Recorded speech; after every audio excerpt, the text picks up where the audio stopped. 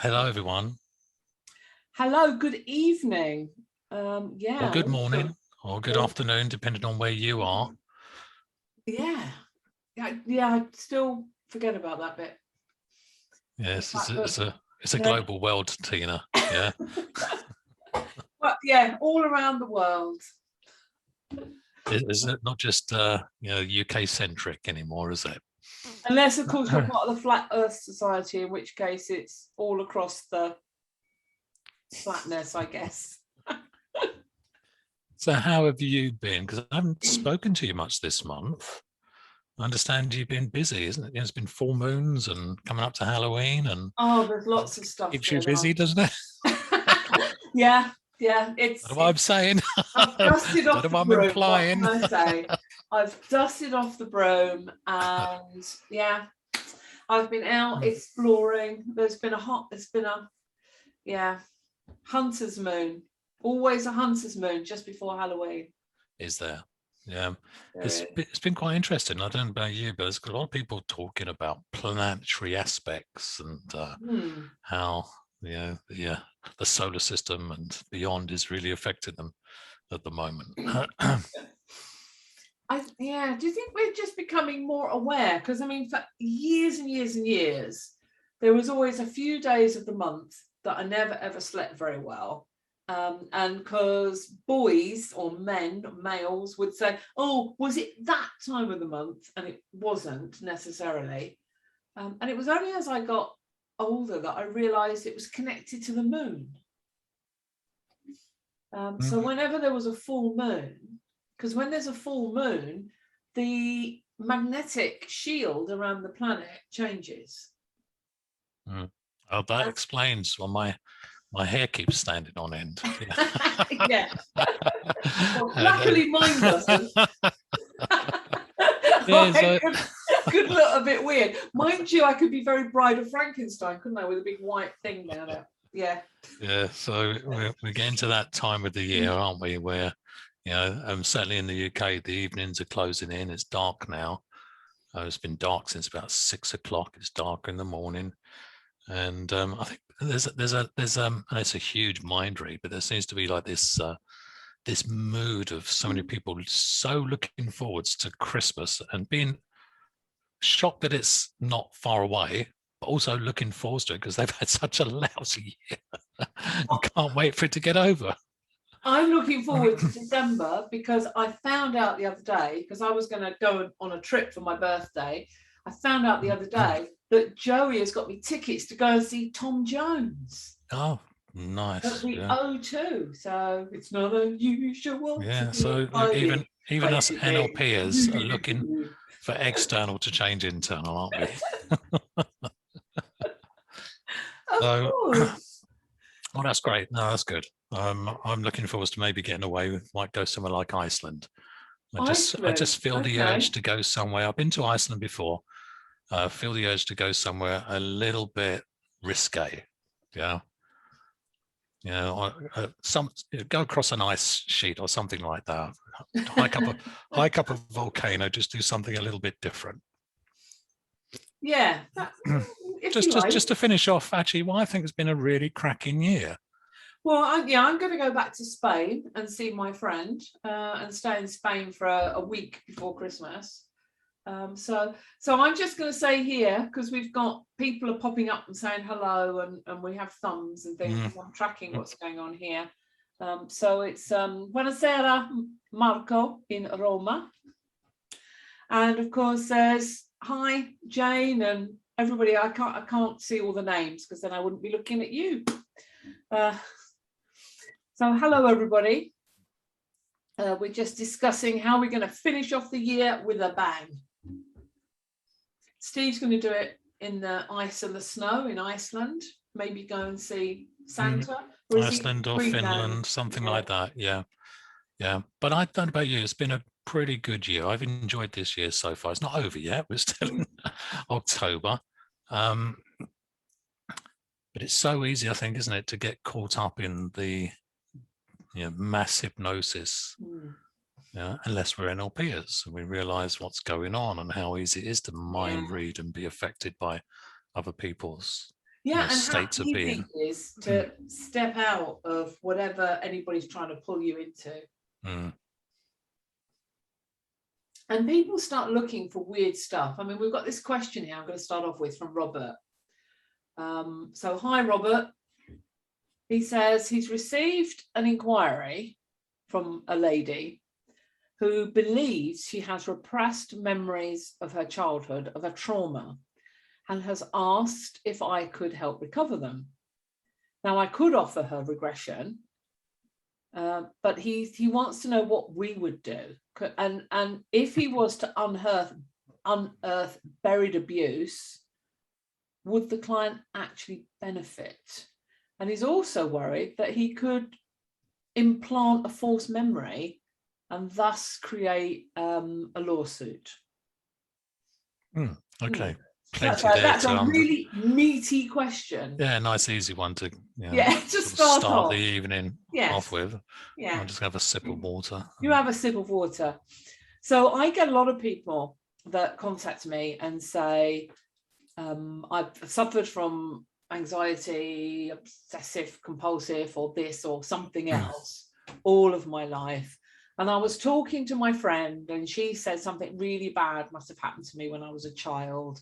Or they say, well, I was reading this book about somebody who had something like I had and they were abused as a child. Do you think that could be me? Could you help me go and find out? And my answer is actually, no, I'm not going to do that. Now, Steve and I, we both present ourselves as being solution focused. It's one of the things I love about the whole NLP. Yeah, the best thing about the past is it's over. You don't have to do that anymore. So I love the fact that, if somebody comes and they have been traumatized, there are things we could do to take them back disassociated, clear it all up, and then move forward. But the problem is, if you go and look for something and they don't even know what it is, you're not going to know whether the unconscious thinks, you think that this happened. I wonder what that would be like. And then creates a scenario for you or a memory for you. And there have actually been instances of hypnotists taking clients back to an earlier time. And they've come up with stories about they were raped or they were abused or this happened or that happened, when in fact nothing happened. It was a false memory. So I would never offer my services to do that. I would explain that I'm solution focused. If they've got a goal they want to work on or work towards, so if they're suffering from anxiety or depression, I can help them work towards that goal. But I'm not going to go and look for something that might not be there. And I'm smiling because I've got a puppy whippet down here eating my foot. I'm trying to be all authoritative, and I've got this weird puppy down here chewing on my foot. So I'm sorry, guys. You did really well. Okay, yeah. You still came across as professional, Tina. Don't worry about it. Yeah, I mean, I'm totally in agreement with Tina's approach to this. It's been probably about 7-8 years since I've really did any real therapeutic work in any sort of volume or quantity working with people. But in what seems like a previous life now, 10 years ago, there were many people who used to come in who'd been through traumas, and the natural tendency is to look for the triggers and the whys and the reasoning and to make sense of it. I get that. But as Tina says, we're solution focused. It's really, the question is, well, what do you want? Someone like that's already coming in with the questions in their mind. They're presupposing there's something there. And you tend to find, and it's a huge generalization, that people will find what they go looking for. And we never really know. So I wouldn't be taking on a client that comes in looking for something like that, looking for the answers to those questions. I'd suggest they go and see somebody else, actually, in that instance. Well, there are like therapist, yeah, therapy. And there are even regressive clinical hypnotherapists that will quite happily take you back. Yeah, I think it's a minefield, actually. And it just occurred to me, I did some work up in North London. This was a long time ago. So it was probably about 16 years ago. And it was a mother rang up and wanted me to work with her son. And I can't remember why they actually took on the case, but I actually went there. It's a vague distant memory. And it turned out that, that in the news, there was a lot of news about teachers abusing children. Okay, so there was a case in North London. And what happened is the schoolboys in this particular school all started talking together and started to get worried about whether they had the potential to be abusers as well. Okay, and then they made the mistake of talking to their mothers about this. So I ended up getting the calls from the mums to work with the children. And it was, what was interesting was how easy it was for everyone to get caught up in looking for a problem that wasn't there. Yeah, it is. Yeah, it's and there are cases where people have acquired false memories. I mean, I know of somebody who actually came to see me years and years ago. You've just reminded me. Years and years ago, she went to see this hypnotherapist about her anxiety issues, and the hypnotherapist said, people who have these kind of conditions have usually been sexually abused. But at the end of the session, she came out and she needed antidepressants. And when she came to see me, she said, I just need you to close this door because it's like a door's been open. And now I'm looking for stuff. And I'm thinking, well, you know, was it my uncle? Was it my dad? Was it my granddad? Was it? And it caused her all sorts of problems. Yeah. The brain then presupposes something's true. Yeah. And actually, again, we keep being reminded of things. Again, it seems like a past life, someone I knew who I don't keep contact with.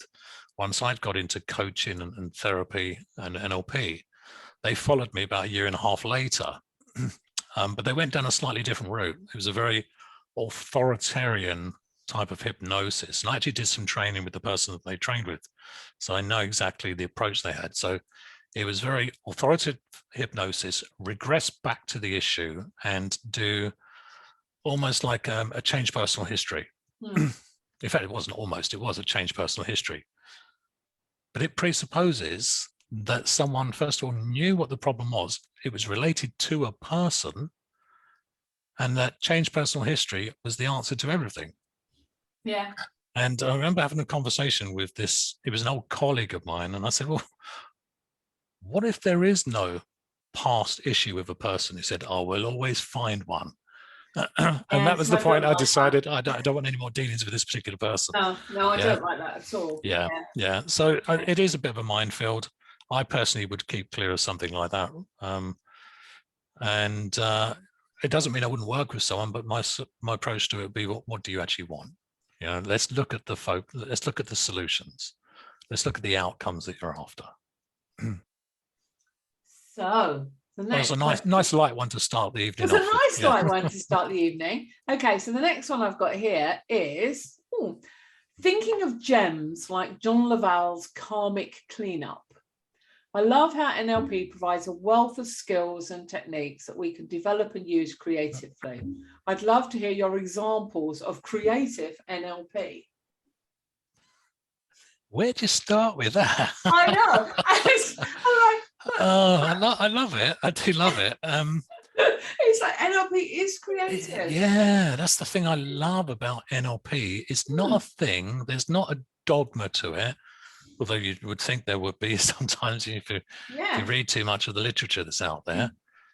There's no limit to the patterns that we can come up with. There's no limit to the applications. You know, we're only limited by our creativity, and our creativity knows no limits. I mean, I love the fact that you go, and I know most of the people watching us have had some kind of NLP training, or I'm kind of going to make that mind read that assumption. I love the fact that when you do your training, you're given all these different elements, and from what you learn on your practitioner, you can create whatever's needed. So the whole basis of having NLP is all you do is put it together. You take a little bit from there, a little bit from there, and you put it with that bit and that bit over there. And then you just create something that matches what your client needs. Yeah, it's having a huge toy box of Lego, most of which is linguistic or submodalities, I think. Yeah. Yeah. Let me open up the submodality tray. The and it's all linked together. Yeah, it's one of those boxes that opens up like this. And you go, well, okay, how creative can I be? I mean, it's one of the things I loved about the practice group when we first started it, Tina, back in 2004, when we used to meet live on the first Thursday of the month, that we would ask people, what do you want? Okay, so it wouldn't be we would then impose what we wanted to train on the group. We'd ask the group, and sometimes you didn't get anything back. Okay, so we'd have to be creative on the day, and some of the best practice group sessions, or certainly best from my perspective, and the ones I enjoyed, were where we came up with things on the spot. There was one where I remember saying to the group, I've never done this before, but who wants to play with peripersonal space? So peripersonal space is our awareness of where we are. Like, there's my finger, I know there's my nose, and I have this awareness, there's like geometry and geography that I know where I am in space, so I can pick up this drink and don't accidentally tip it over my head. I know where my mouth is, yeah? But I'd been reading about people's ability to literally touch other people energetically. So we just did some really creative, getting people standing next to each other and imagining reaching out and touching the other person. And we got some incredible results. Now, a lot of it was down to the pre-frame, you know, so it wasn't, the pre-frame wasn't, never done this before, guys, no idea how this is going to work. The pre-frame was, we're going to explore something new. Let's just see what amazing results we get. And we just played, and we just experimented, and we just explored and came up with new ways of, you know, connecting with people. And I loved those sessions where you're kind of just making things up and on the spot and finding out things by experimentation. I think my favorite of the practice group was the one where we delved into all the different elements of deep rapport and synchronization, paying attention to calibrating to what other people were thinking and feeling. Mind reading. To such an extent that not only could you see the other person's images, but you could put shit in them. Yeah, well, not necessarily shit, but you could muck around with other people's. Play with other people's. Yeah, indeed. You could just stick. And I remember we had, and I think it might have been June. Do you remember somebody put bunnies in June's garden? Yeah, she imagined there was a Wendy house, and she can imagine two children, one in a red dress, one in a yellow dress. Yeah, and the other person actually saw the house and the two children in the same colors. But you're right, yeah, I remember that. And they imposed and imprinted little rabbits in the garden as well, and she saw that. And this is what I love about it. I before we did the practice group, in fact, when I first got into coaching, it was actually a hypnosis diploma I was doing, and I'd invited a group of people to my house, and I set up a first practice group. So this is about 2000. In fact, it was just before I'd even started assisting, actually, and none of us knew what we were doing. Okay, so it was really the blind leading the blind, literally, and I was using Ormond McGill's Stage Hypnosis as our book, and we'd randomly choose a page and then try some experimentation. And the thing that really opened up my mind to what was really possible just by experimenting was when I did, we opened the page and I said, oh, there's a psychic lasso. And I got somebody stand there, imagine throwing a lasso, pulled them and they fell over. And I remember thinking, oh my God, this is so cool. And it literally blew away all boundaries in terms of being creative and just experimenting. So I think it's a great question. There is a couple of patterns actually to it, which I I use to help with my creativity. One is when I first heard about mapping across, I found that really useful. So looking for a behavior in one context and then mapping it across into another context and taking something that works here that's never been used here before. I found that a very particularly creative pattern that can come up with lots of new ideas, new insights, new options. In fact, last Tuesday, I met up with a colleague of mine, and we were sitting in somebody's house. This guy had bought this house in Notting Hill. It was a huge house, beautiful house. And he was doing some consulting for the house owner, who owned an art gallery. It wasn't an art gallery he owned, actually, he just owned lots of art. And we were just exploring for about an hour or so, as many different ways to creatively leverage the art. We came up with 35 different ways. Yeah.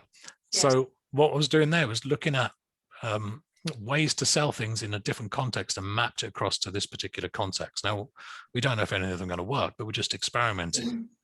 Yeah. So that's a very creative way of looking at taking something, blending it to something new, almost doing like a visual squash, and coming up with something completely new and completely original. I said I wasn't going to talk much. Sorry, I'm going to shut up because I got all excited about creativity. I know. And I knew when you said earlier, oh, I'm not going to talk much. I went, yeah, right. Okay, so listening to Alessandro and Tina, I've been thinking more generically about peak performance. Whilst it's a phrase that genuinely used for sport, my thoughts are that it can be applied to any positive behavior. And you're right, it can. I wonder if you agree. Yes, I do. And how you apply the principles in other aspects of coaching.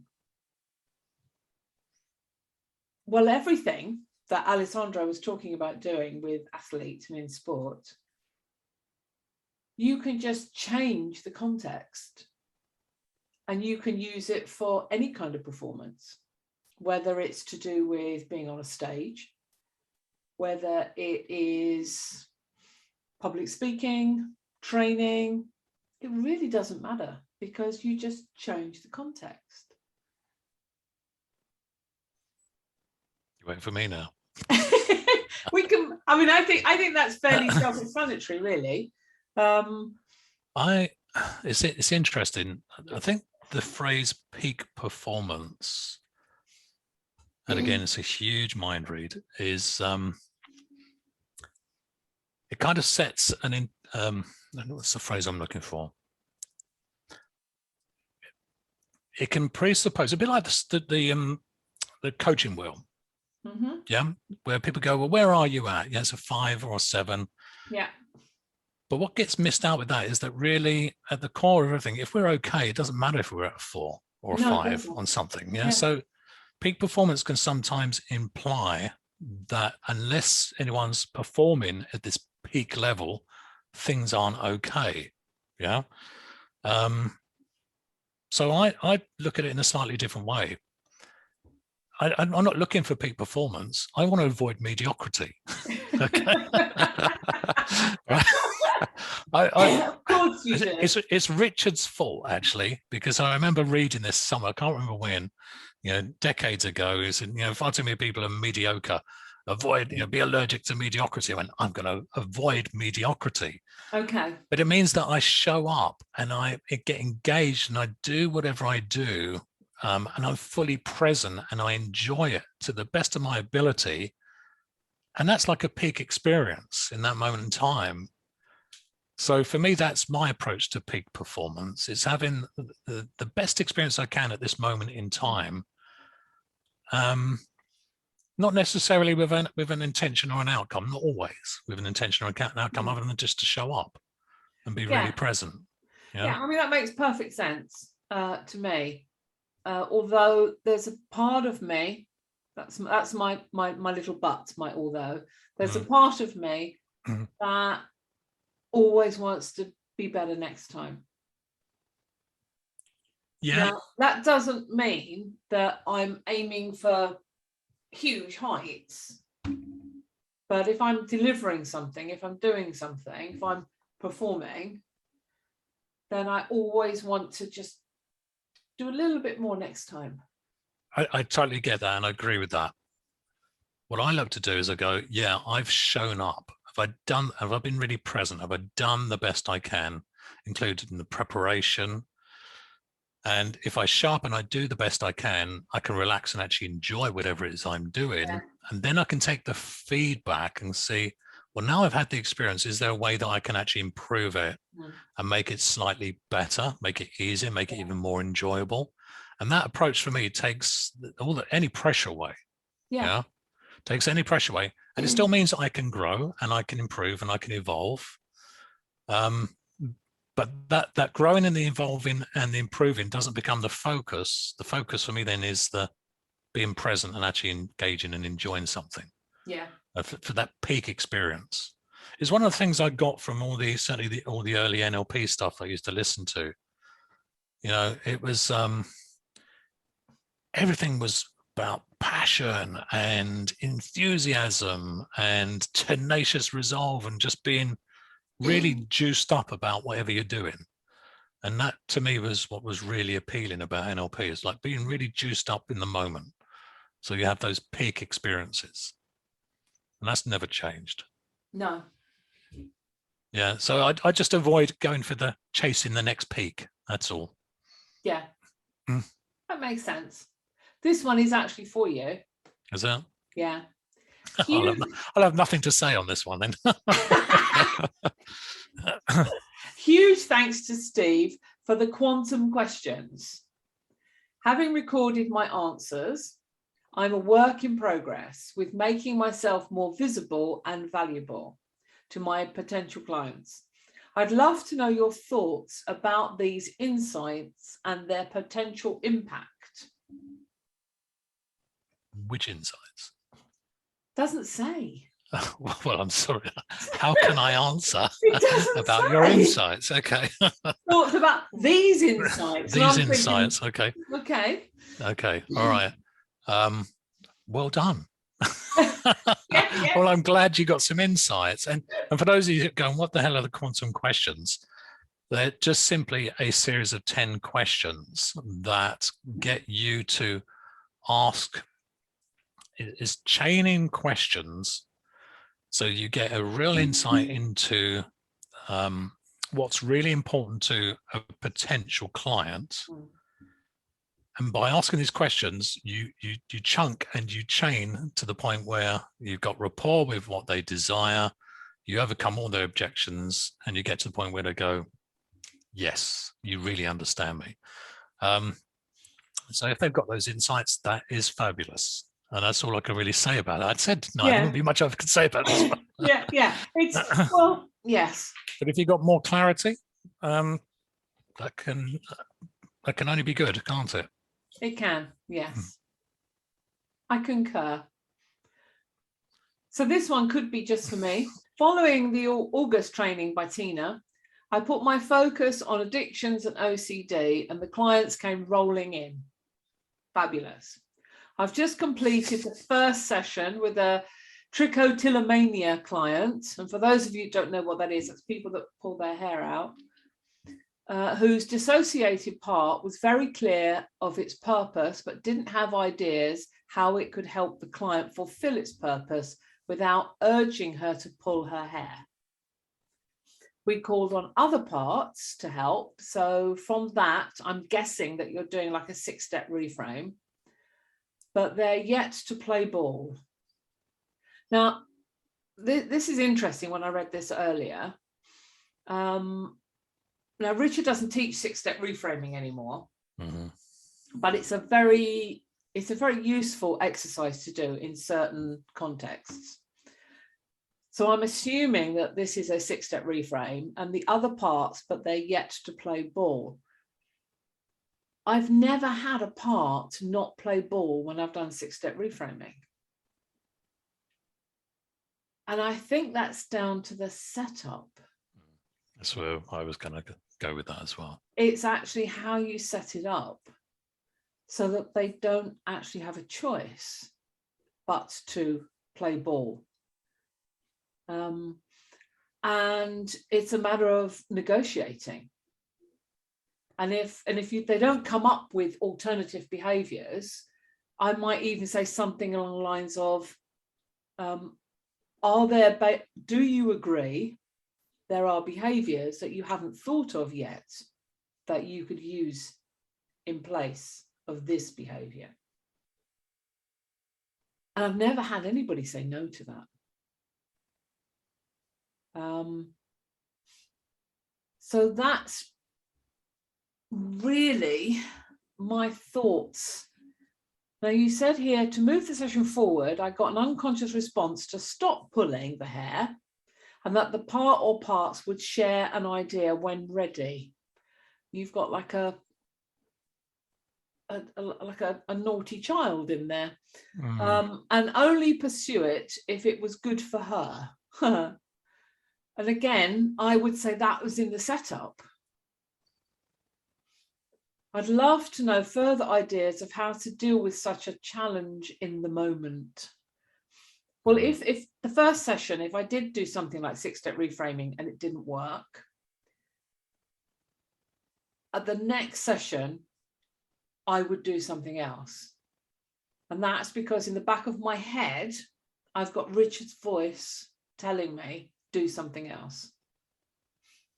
Because if you've gone through that process once and it hasn't worked, that person may then be thinking, well, that didn't work. So then you need to go in your toolbox and think about, so what else can we do? You could even, you can even do a compulsion blowout on that, actually. There are other things you could use. You could create a propulsion system that propels her away from hair pulling and towards having a lovely, wonderful, luscious head of hair. There's all sorts of things. But again, it would depend on the person in front of me. Yeah, there's a lot there, isn't there? I think it's one of those things. I mean, one of the things that I'm aware when we do these AHA sessions is we can't give prescriptive solutions to individual sessions because you have to work with the person that's in front of you. And all we can do is maybe just share some of the past experiences we've had, some things that have worked. But I completely agree with what you said there, Tina, that I've never had resistance. However, there's a phrase, I can't remember who came up with it. It's like doing the work before you do the work. Start to think about conversationally doing the work before you actually do any work. And that's very easy by telling stories, telling metaphors, pulling hair. It's one of those things that becomes an unconscious process, and there's always something that's a benefit from it. It could be, it's like biting nails, isn't it? People get to relieve their jaw tension by gnashing away at their nails. I love sorry, the stories. Remember Richard used to tell those stories about that guy that was biting nails in the room, and he was sitting in the front, and he didn't even want to stop biting his nails. He's just sitting right in the front of Richard biting his nails, and he said, don't do that. You have no idea what's in your nails. He said, the people go to the toilet, they don't wash their hands. The handrail, the handrail and the doorknob. And Richard's building a propulsion mechanism to basically go, stop that and do something else.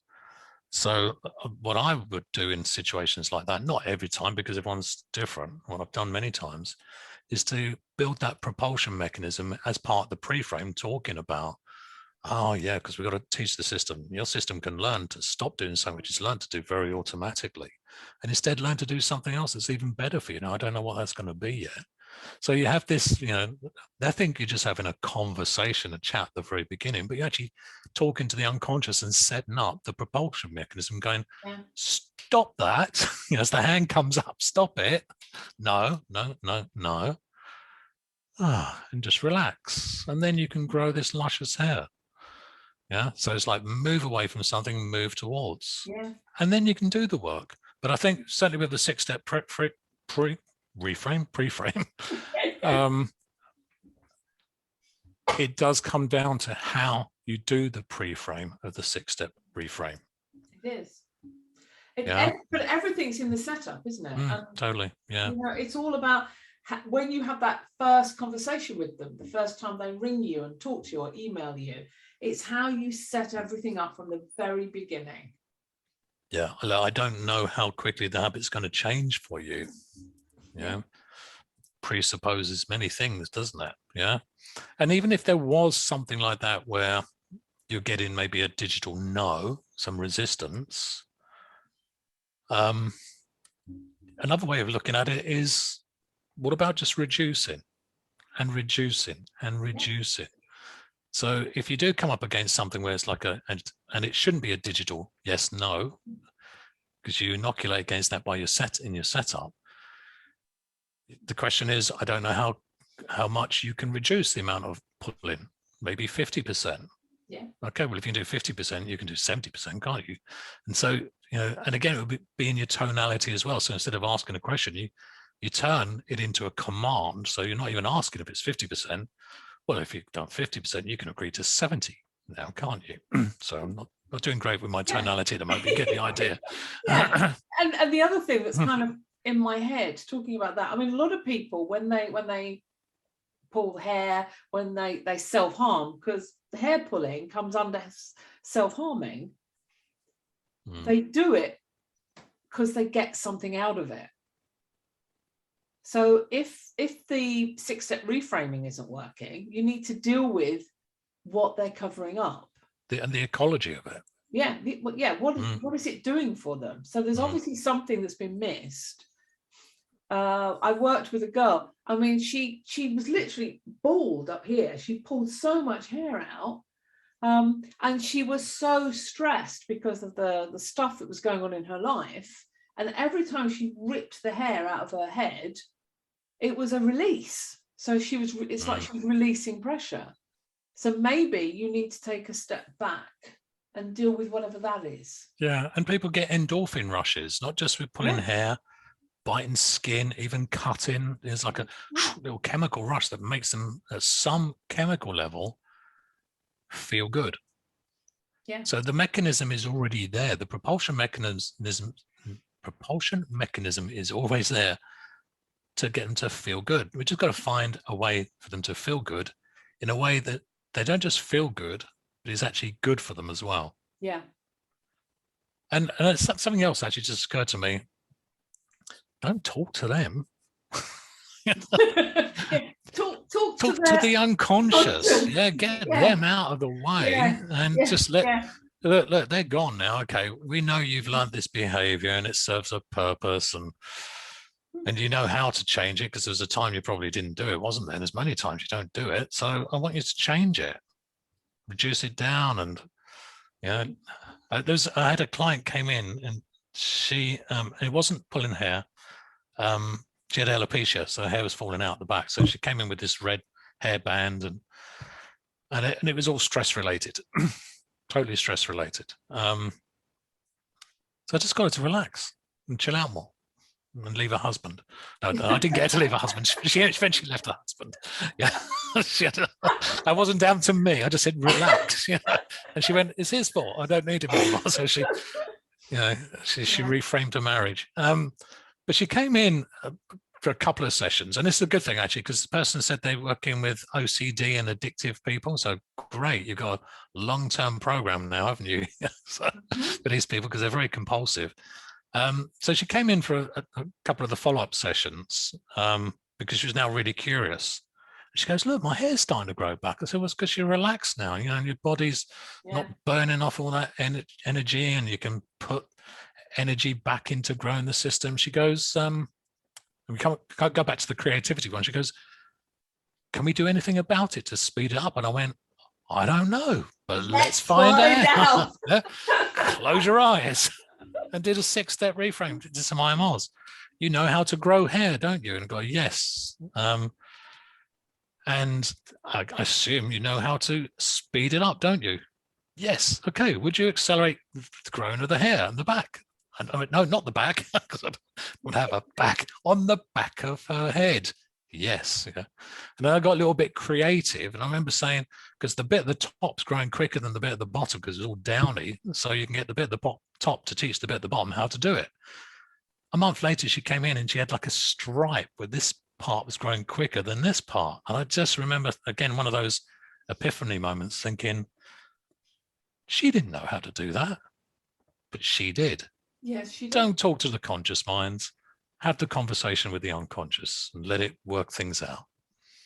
And I think that works for the next one as well, actually, because this is from Marco in Rome. He says it's exactly a week today since he had an operation to have his retinas reattached, and he's on the mood. He's on the mend. So fabulous. Yeah, well done. Pleased to hear that. Fabulous. So he says he saved the eyes of a hypnotist. So of course the naughtiness in me wants to know which hypnotist specifically. So now he says he thanks us, and he thanks us. He thanks us because while he was being operated on, he could hear our voices resound with a reassuring tone and just looking after him. Okay. Well, I'm glad we were there to help. So he thanks us. The question he has is how he can speed up his recovery. So I think we've just gone through that with the head. Well, the thing is, I don't know about you. I don't know how to get my cells, if I cut myself, to heal. But I must do at some level. Well, yeah, I mean, we do know, we all know how to heal because it's in here. Just ask your unconscious or even instruct it. That's where I go with something like that. Well, you know, is the unconscious willing to speed it up? And it might even go, no, because this is going to take a little bit of time and probably not. I mean, how many, I think it's 7 days for all the cells in the eyeball to be replaced. So they're already replaced because it's been 7 days since he had his operation. Yeah. Okay. So he can't be that far off. Every single cell being replaced. So I don't know. I would just simply ask my unconscious and even instruct it. So Marco, when you do your self-hypnosis, I want you to hear us instructing your unconscious to ensure that you heal quickly, appropriately, so that the next time we do see you, you have amazing vision. I was going to join in then, but I was just doing a bit of self-healing on myself anyway, a bit of healing on myself. Yeah. In fact, there's something else. I did a Facebook post with somebody just the other day, actually, who is in hospital, and it sounds like they're going through a bit of an operation. He has spinal pins and I saw that too. Yeah, I saw that too. And I wish them. Yeah. I didn't want to mention his name, but you have. Sorry, right? So, and he'd mentioned, and I said, look, I wish you a speedy recovery, because I know he used to turn up on some of our early practice group sessions. So I know he's an accomplished practitioner, maybe even a master practitioner. And I just kind of commented and said, look, you know how to heal. But it was interesting. The reply was, well, the thing is, the pins and the bolts mean there is going to be some pain. I thought, no, do not buy into the presupposition that at the moment, that's what you've been told, and that might be what you're experiencing. It does not mean it can't be turned down and even switched off. And quite often, if people struggle to turn it off, it's because the system's going, well, if you turn it off, you're going to muck around and cause more problems. You go, no, my deal is turn it off and I will be cautious and act appropriately. But it was interesting. He said, if only I could have Milton, Richard and you there, Steve. And I went back and said, well, you have. You know who we are. Hear our voices talking to you. And he said, and the other thing was, and I can always, they give me the drugs. I said, well, take the drugs and then just make sure that once you've got the experience of the drugs, revivification of that experience, anchor that anchor it in. experience. Yeah. And it's the thing, actually, in response to Marco's question, a lot of people that have done NLP practitioners and master practitioners, they've already got the solutions to a lot of the questions they ask and the challenges they face. And they're not always really applying it. I know that's not the case with Marco. I mean, I'm sure he's been doing his own self-healing. Yeah. But you've got to experiment on yourself. You've got to go there first with these things. Definitely. I mean, your little toolbox that you get at the end of your practitioner, your master practitioner, that's not just to be used on other people, guys. That's for you to use on yourself. And well, I think actually in the practitioner, it really is go first. Practitioner, practice on yourself. Yeah. That's to me, that's the difference that makes the difference. When I see somebody that's been really doing the work, they know a swish pattern. They know 10 swish patterns because they've been playing and experimenting. They've done 4 different visual squashes linked in with logical levels. Because they're playing and they're being creative and they've done it on themselves. You can see when someone's been doing the work and going there. Yeah. So Marco, you're going to heal. The only question to ask yourself is just how quickly. Yeah. And we'll be there while you sleep and while you dream. And while you dream and while you sleep. You'll hear our voice. You'll be able to see a brighter future. And that sounds quite cornier at the moment. It's a bit cornier, yes. Yeah. But we'll let that one go. Yeah. Okay. Don't iris to that one. I'm trying to come up with some at the moment. No. Yeah. Okay. Moving swiftly on from that one. He's a good pupil anyway, isn't he? Yeah. He's a fabulous pupil. Yeah. Yes. Moving swiftly on. Why? Sorry, I didn't mean to dilate. Let's get back on track. Yeah. Okay. I'm gonna wait. Let me know when you're done. Let's start the flow now. Okay. Oh dear. Why is it a problem for other people? Because it always is. Yeah. How do you know it's a problem for other people? Yeah. When you make decisions and change them as you take a different direction. So what? Yes. That's my meta model question. What? Yes. What do you mean? So I'm looking at this question and I'm thinking, well, when you make decisions and change them, does that mean you're making decisions and changing your decisions? Or is it a problem for the other people because you're making a decision and you're changing the other people? So I don't really know. It's very ambiguous. Where's the referential index? Yeah. Yeah, it's very ambiguous. So what kind of ambiguity is that, guys? It's very ambiguous. So shall we hallucinate? Shall we mind read? we can hallucinate. We'll hallucinate. Yeah. So why is it a problem for other people when you make a decision and change them as you take a different direction? So if I hallucinate, you mean you make a decision and then you decide to change that decision and take a completely different direction. Why is it a problem for the other person? Well, I mean, that would depend on your relationship with the other person. Is it your boss telling you they want this done and you decide to do something else? Is it your significant other where you've made an agreement that you're both going to do one thing or you're going to do this and you change?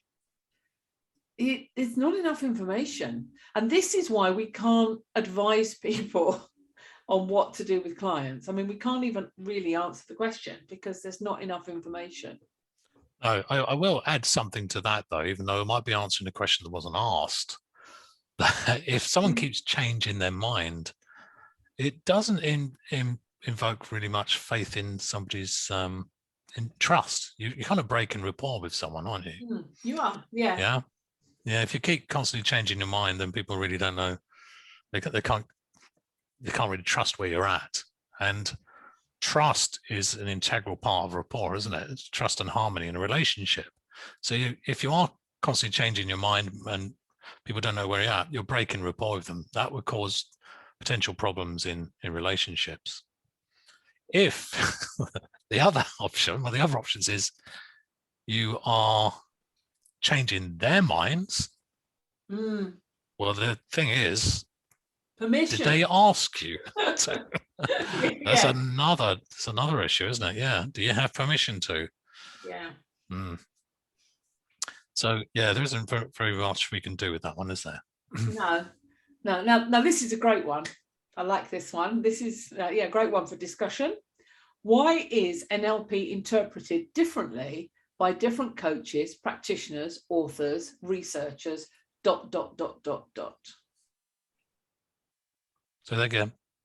Why is NLP interpreted differently by different coaches, practitioners, authors, researchers, and then there's ... Because. Well, okay, all right, again. Well, what is NLP? NLP isn't a thing.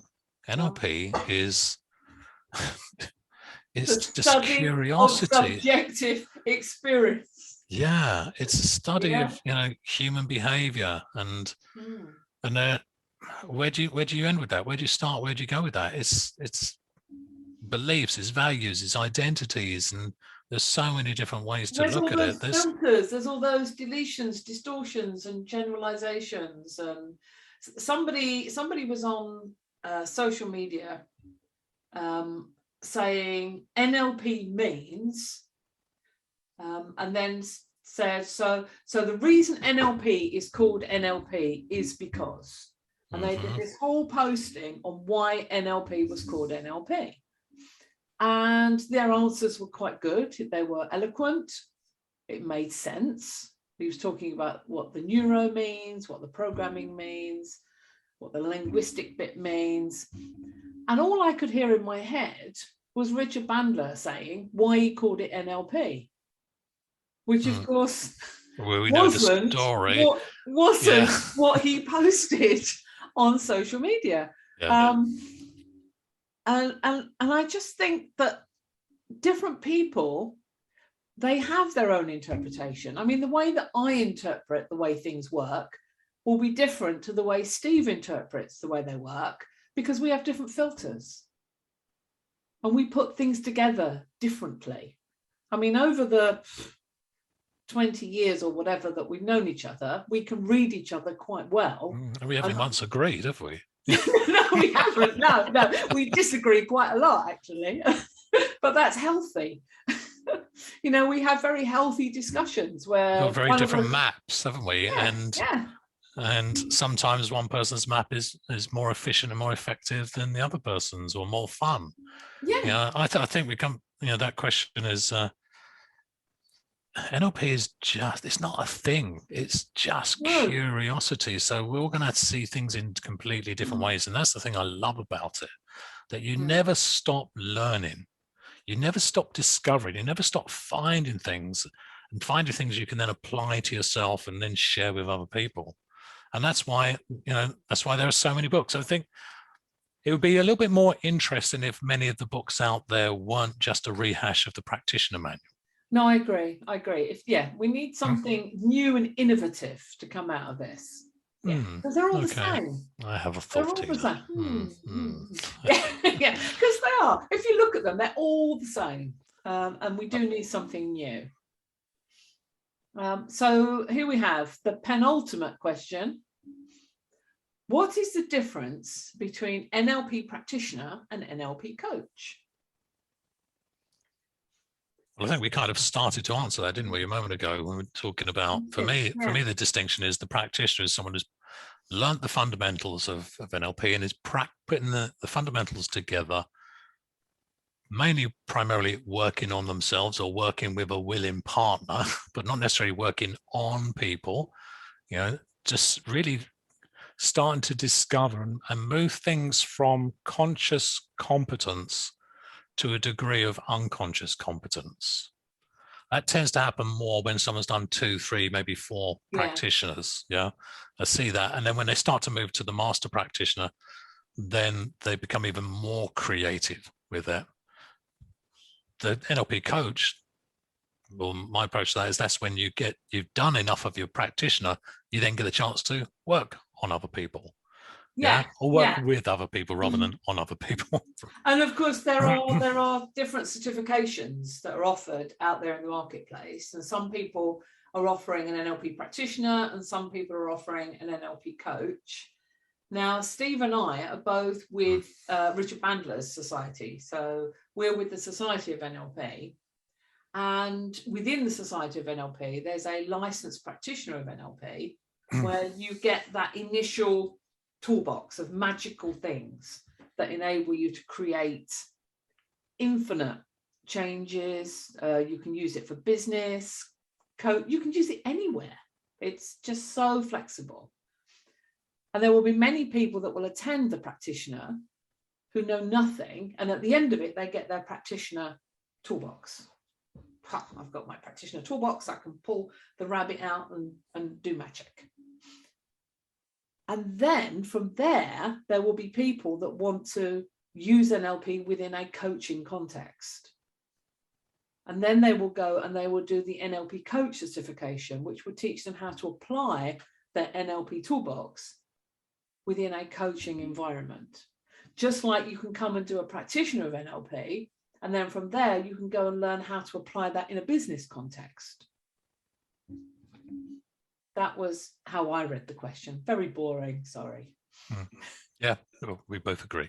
Yes, we both agree. That's our distinctions. Yeah, so our maps are very similar in that respect. Yeah. So, the last question. And again, this question has me going, well, what do you mean? So this question says, where did the NLP presuppositions come from? Now, when I read that bit, I'm thinking, well, what do you mean? Do you mean the linguistic presuppositions within the meta model, or do you mean the basic presuppositions? And then it goes on to say, why are they not adjusted or changed? It seems to me they are never challenged, though they're generalizations and incoherences. So I said, I don't know what presuppositions you mean specifically. Now, if you mean the basic presuppositions, I mean, they come from different fields. They come from semantics, which is Alfred Korzybski. Korzybski, thank you. I can never, ever pronounce his name. I'm very sorry. They're from transformational grammar, which is Noam Chomsky. They're from systems theory, which is Gregory Bateson. From cybernetics, which is Ross Ashby. Pragmatism, what a lovely word, which is William James. Phenomenology, I love that word too, which is Edmund Husserl, I think. Husserl, yeah. Yeah, and logical positivism. T. No, it's positive. Yeah, that'll do. Positivism. Yeah, positivism. That's it. Yes. Bertrand Russell and Alfred North Whitehead. So the basic presuppositions come from these guys. Or do you mean the other presuppositions? Because there are many of them as well. And generally speaking, we do challenge them. We use the meta model challenge to get more information because we get the surface structure and we want to go down to what they actually mean. So I don't really know what presuppositions you're talking about. Now, I know he has something to say about this too. I got a story. There's always a story. Yeah. Moses meets God, and God goes, right, I've got my 15 guidelines. No, actually, people won't follow guidelines. 15 rules. No, they're not going to follow. 15 commandments. Okay, let me tell you my 15 commandments for the people. So he explained the 15 commandments to Moses. He said to Moses, go back and tell the people about my 15 commandments. Are you sure you're going to remember all those? Now, this was in the time before Miller, Galan, and Prime had done the work on magic number 7 ± 2. So they didn't exist at that point. So Moses goes off, couple of days later, he comes back, he goes, really sorry, but I couldn't remember them. That's too many. God goes, okay, I'll tell you what. I'll cut the number down to 12 and I'll write them on stone for you. Okay. Make it easy for you to remember. I'm going to carve them on stone. Okay. Now let me help you. There you go. Have you got all those? Yeah, I've got all my 12 commandments. Yeah. Okay. Now, are you sure you can carry all of them in one go? And Moses trots off, and that's how we end up with the 10 commandments. Okay. Now, the basic presuppositions are kind of like the 10 commandments or the 12 commandments or the 15 commandments. Depends where you look. The numbers vary because they're not real. They're not written in stone. They are presuppositions. There's something that is before that supports something after. You know, it's pre-support positioning. And the basic presuppositions support us in being able to do NLP, to work with people, to find out and be creative. Are they fixed? I don't think so. No, because there's 12, there's 10. I'm not even sure what's in the manual. I can't remember. I think we should be able to add our own presuppositions, just like we add our own rules. If they're really useful, you know, I think one would be to make sure that everything we do is fun and engaging. That's a basic presupposition, possibly. Yeah, something like that. So I don't think they're fixed. I'm not sure about the incongruency of them. Is that the phrase, is that the word that was used at the end? He said they're never challenged, though they're generalizations and incoherences. Incoherences, I'm not sure about that. I'm not quite sure, because I don't know whether this is actually from a native English speaker. Yeah, okay. So I'm not sure, but I would say they can be challenged because they're not written in stone. Yeah, seems to me they're just useful. And that's what I've always looked at them and go, these are useful things for us to, assumptions for us to make to enable us to navigate through the world. Yeah. And I haven't found any cases, and I've looked a little bit, I must admit, I've given it some thought, but I've not spent hours on it, where they don't seem to have some relevance and be coherent. I think there is relevance. I mean, when you look at them, the one that most people talk about is the map is not the territory. I think that's incredibly relevant. Yeah. So say it'd be interesting just to go through, just do an exercise. Things are how we think, not how they are. Yeah, I mean, there's so many elements of those basic presuppositions that are relevant in what people do and how they perceive their world. And I think they're really useful. And I also, it seems to me that it's a very useful thing to really sit and reflect and find uses for them, and consider how you would use them, because they are the foundations for all the work that I do with people, for sure. Yeah, I recognize the value of the basic presuppositions early on. So I'm aware of time. Yes, me too. I'm aware of time because we're out of time now. Yeah, so think about those basic presuppositions, if that's what the question was about, and how are they relevant in the things that you do, and begin to explore their relevance. And be creative. See if you can come up with something else which is even more useful. That's the thing about NLP. It's not fixed, is it?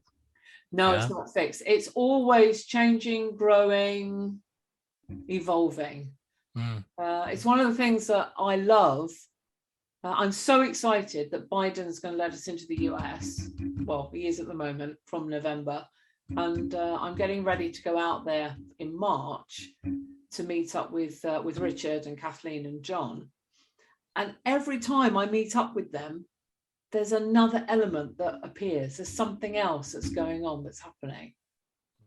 And it's always new, and there's always something different to learn. Yeah, and that's why we got the masterclass. That's why we got the Secret Agent Change membership group. You know, we're not just sharing what we know. We want to spark off your creativity and find out what you've done and what you've come up with. And yeah, it's a collaboration. Keep playing, guys. Keep playing, keep in touch. We're going to scoot off now. So buonanotte to our friends in Italy.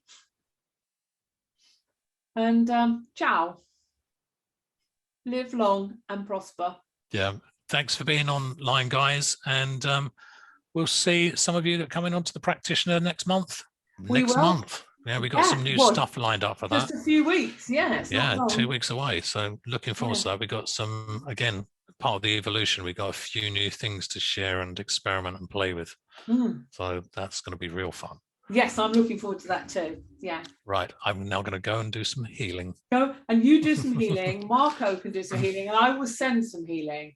All right. Ciao, everybody. Bye. Bye-bye.